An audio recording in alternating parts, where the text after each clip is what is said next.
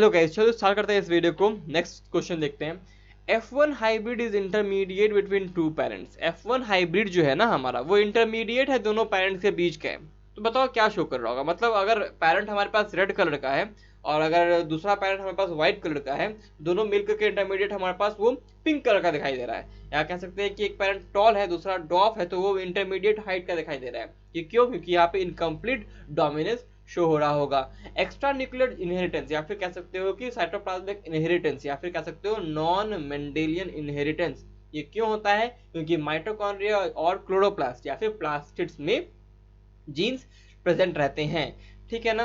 Next question देख रहे हैं। Genes for cytoplasmic male sterility are in plants are generally located in. देखो ये क्वेश्चन हम लोग पिछले वीडियो में देखा, मैंने बोला भी उस समय कि अगर डायरेक्टली रीजन पूछे कि साइटोप्लाज्मिक मेल स्टेरिलिटी का कहाँ पे जीन प्रेजेंट होता है, तो आंसर होगा माइटोकॉन्ड्रियल जीनोम। लेकिन अगर पूछे इसका रीजन क्या है, क्यों होता है ऐसा, तो क्योंकि फीमेल से जो जीन्स होते हैं साइटोप्लाज्म में वो ट्रांसफर हो जाते हैं, मेल से जरूरत नहीं होती ट्रांसफर होने की। इसीलिए हमें यहाँ पे मेल का स्टेराइलिटी देखने को मिलता है। कहने का मतलब कि जो माइटोकॉन्ड्रिया का जीन होता है जो मेल में, वो अपनी प्रोजेनी में दिख ही नहीं पाता, इसीलिए इसको मेल स्टेरिलिटी कहते हैं माइटोकॉन्ड्रियल जीनोम के लिए। ठीक है, यहाँ पे आंसर हो जाएगा ए।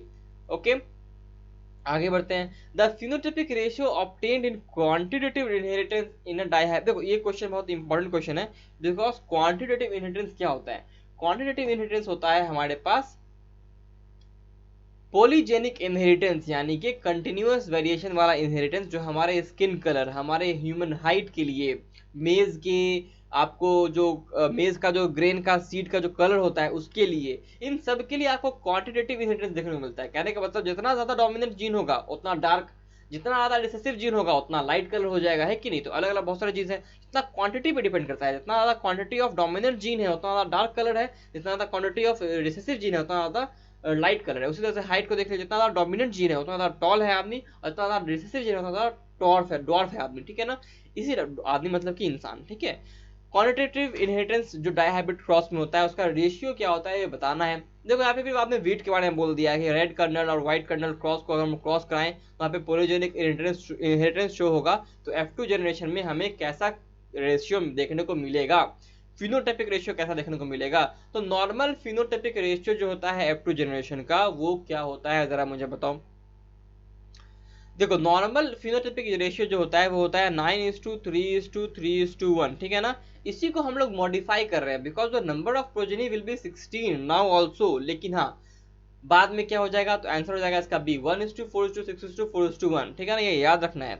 और अगर यही डाई हाइब्रिड ना हो करके, अगर आपको और आगे चल के हम लोग इसमें बात करते हैं, मान लो यहाँ पे जो हम लोग ने बात किया है, आपको वो बात किया है रेशियो बात किया है हमने 2 पेयर ऑफ जीन को लेकर के। ठीक है ना। अगर हम लोग यहाँ पे बात करते हैं 3 पेयर ऑफ जीन को लेकर के, जैसे यहाँ पे लिखा है ना डाई हाइब्रिड क्रॉस, यहाँ पे डाई हाइब्रिड क्रॉस लिखा है ना।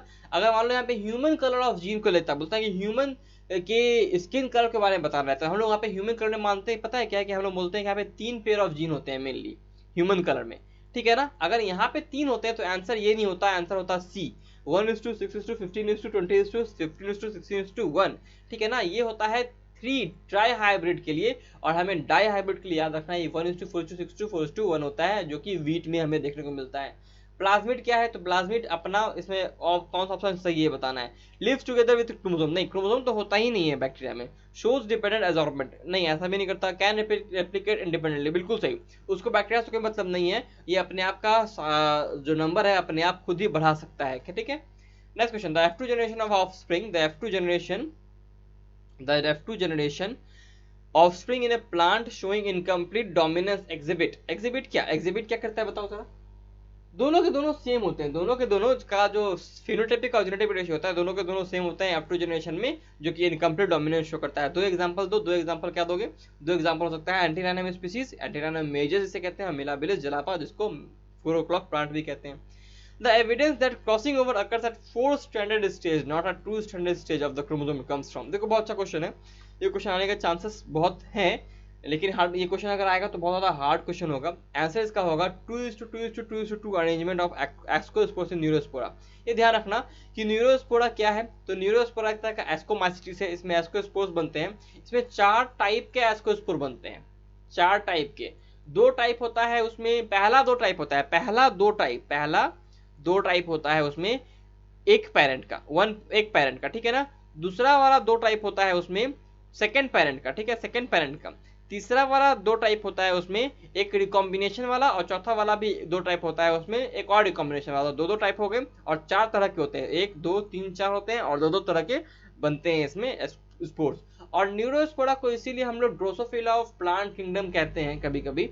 रीजन क्या है, हालांकि प्लांट किंगडम से रिलेटेड नहीं है क्योंकि, लेकिन पहले हम लोगों ने फंजाई को भी प्लांट में ही रखा था, इसलिए जो पहले से जो चल रहा आ रहा है ना, जो हमारा कल्चर है उसी को हम लोग इसमें मान लेते हैं कि ये प्लांट किंगडम का हमारे पास ये ड्रोसोफिला है। क्यों? क्योंकि इस पे हम लोग ने जेनेटिक्स के बारे में बहुत सारा स्टडी किया है, और इस चीज का एविडेंस की 4 स्टैंडर्ड स्टेज है, पैकाइटिन स्टेज में, म्यूसिस 1 के स्टेज में हमें ये होता है क्रॉसिंग ओवर, ये हमें इसी से पता चलता है, ठीक है। नेक्स्ट क्वेश्चन देख रहे हैं, the 4 daughter cells derive from a single meiosis, और 4 डॉटर सेल्स होते हैं जो सिंगल म्यूसिस से डिराइव होते हैं, वो एक दूसरे से अलग क्यों होते हैं? क्योंकि उनमें क्रॉसिंग ओवर हो रहा होता है और इंडिपेंडेंट असॉर्टमेंट हो रहा होता है दोनों के दोनों क्रोमोसोम्स का, ठीक है ना। होमोलोगस क्रोमोसोम्स जो होते हैं उनका इंडिपेंडेंट असॉर्टमेंट हो रहा होता है, इसीलिए हम लोग कहते हैं यहाँ पे कि ये चारों डॉटर सेल्स जो होते हैं वो अलग अलग होते हैं। Coupling and repulsion are the two phases of linkage. Coupling ज्यादा होगा तो लिंकेज ज्यादा है, अगर रिपल्शन ज्यादा हो रहा है तो लिंकेज कम है, वहां पे क्रॉसिंग ओवर होने के चांसेस बढ़ जाएंगे। तो लिंकेज को दो भागों में बांटते हैं हम लोग, कपलिंग और रिपल्शन के रूप में देखते हैं, ठीक है ना। तो ध्यान रखिएगा, डायरेक्टली आंसर दिस क्वेश्चन है, coupling and repulsion are the two phases of linkage. Coupling ज्यादा होगा तो लिंकेज ज्यादा दिखाई दे रही है, रिपल्शन कम होगा तो लिंकेज कम दिखाई दे रही है, ठीक है। लास्ट क्वेश्चन इस वीडियो का, देखो क्या कह रहा है यहाँ पे, मैप डिस्टेंस के बारे में बोल रहा है। देखो हम लोग कभी कहते हैं ना कि ये हमारे पास ये क्रोमोसोम है, यहाँ पे एक जीन है, दूसरा जीन यहाँ पे, तीसरा जीन यहाँ पे, चौथा जीन यहाँ पे है। तो देखो यहाँ पे मान लो 1 मीटर का डिस्टेंस है, इसके बीच में 2 मीटर का डिस्टेंस है, तो यहाँ पे बीच में कितना डिस्टेंस होगा, 3 मीटर का डिस्टेंस हो जाएगा ना। अगर इसके बीच में 1 मीटर है, इसके बीच में 2 मीटर है, तो यहाँ पे दोनों मिला के इसके और इसके बीच में कितना डिस्टेंस हो जाएगा, 3 मीटर का डिस्टेंस हो जाएगा। वही चीज यहाँ पे करना है, ए और बी के बीच में 3 मैप यूनिट्स का डिस्टेंस है, बी और सी के बीच में 10 मैप यूनिट्स का डिस्टेंस है, और सी और ए के बीच में 7 मैप यूनिट्स का डिस्टेंस है। तो सबसे ज्यादा डिस्टेंस किसके बीच में है, बी और सी के बीच में। इसका मतलब बी इधर है तो सी इधर है, और ए बीच में हो जाएगा। क्यों? क्योंकि देखो बी और ए के बीच में 3 था इधर, ए और सी में 7 था, और बी और सी में कितना हो जाएगा, 7 + 3 10, वही यहाँ पे 10 लिखा हुआ है। तो बस यही करना है यहाँ पे। तो सी ए भी रहता ऑप्शन में, चाहे बी ए सी है, दोनों के दोनों ऑप्शन सही होंगे। इस ढंग से मैप वाला जो क्वेश्चन है ना, कई सारा आ सकता है, क्योंकि इसके बारे में जिक्र एनसीईआरटी करता है, ठीक है ना। इसका जिक्र एनसीईआरटी करता है कि लिंकेज के आधार पे एक स्टूडेंट ने यहाँ पे पूरा का पूरा जो मैपिंग डिस्टेंस था उसको बताया था, ठीक है ना। उस स्टूडेंट का नाम क्या था, जरा फाइंड करके एनसीईआरटी से मुझे कमेंट सेक्शन में कमेंट कीजिएगा। तब तक के लिए अगले वीडियो में मिलते हैं। Study smart, work hard and stay healthy guys.